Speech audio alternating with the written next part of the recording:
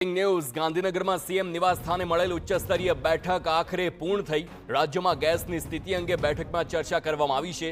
ગેસનો પુરવઠો અને ઈંધણની સ્થિતિનો સીએમએ તાગ મેળવ્યો છે। ભવિષ્યને ધ્યાનમાં રાખીને લોંગ ટર્મ પ્લાનિંગના આદેશ આપી દેવામાં આવ્યા। કેન્દ્રીય માર્ગદર્શિકાનું ચુસ્તપણે પાલન કરવા સૂચના આપવામાં આવી છે। ઉર્જા ક્ષેત્રે આગોતરું આયોજન કરવા પર ભાર મૂકવામાં આવ્યો। પુરવઠા પ્રધાન રમણ સોલંકી અને મુખ્ય સચિવ એમ.કે. દાસ બેઠકમાં હાજર રહ્યા। બેઠકમાં રાજ્ય ઉચ્ચ અધિકારીઓ પણ હાજર રહ્યા છે। અન્ન અને પુરવઠા વિભાગના અધિકારીઓ પણ બેઠકમાં હાજર રહ્યા। Political editor Kinjal Mishra phone line પર। કિંજલ, ખૂબ જ મહત્વની બેઠક, ગેસ સિલિન્ડર કે જેની સૌ કોઈ એક રાહ જોઈને બેઠા છે કે આખરે તેમને પોતાનું સિલિન્ડર મળે। આ બેઠકમાં શું ચર્ચા થઈ છે અને ગુજરાતમાં જો ગેસની વાત કરવામાં આવે તો શું સ્થિતિ છે?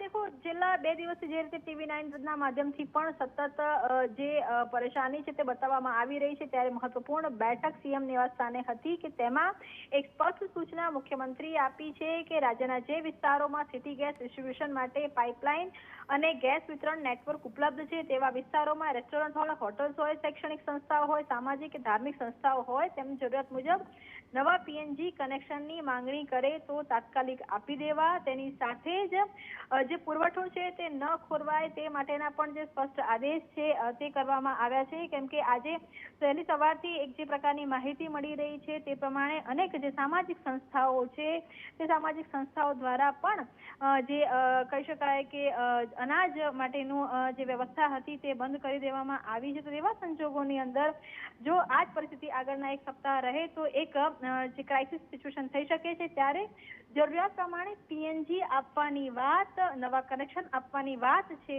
તે કરવામાં આવી છે। બિલકુલ, આભાર કિંજલ સમગ્ર માહિતી બદલ। તો હવે નવા કનેક્શન આપવાની વાત કરવામાં આવી છે, સાથે જ જે માર્ગદર્શિકા છે તેનું ચુસ્તપણે પાલન કરવામાં આવે તેવા પણ આદેશ આપી દેવામાં આવ્યા છે। ગેસનો પુરવઠો તેને લઈને ઉચ્ચ સ્તરીય બેઠક જે સીએમના નિવાસસ્થાને મુખ્ય પ્રધાનના અધ્યક્ષ સ્થાને યોજાઈ તેની હવે પૂર્ણ થઈ અને બેઠકમાં ચર્ચા જે થઈ છે તે સામે આવ્યું છે।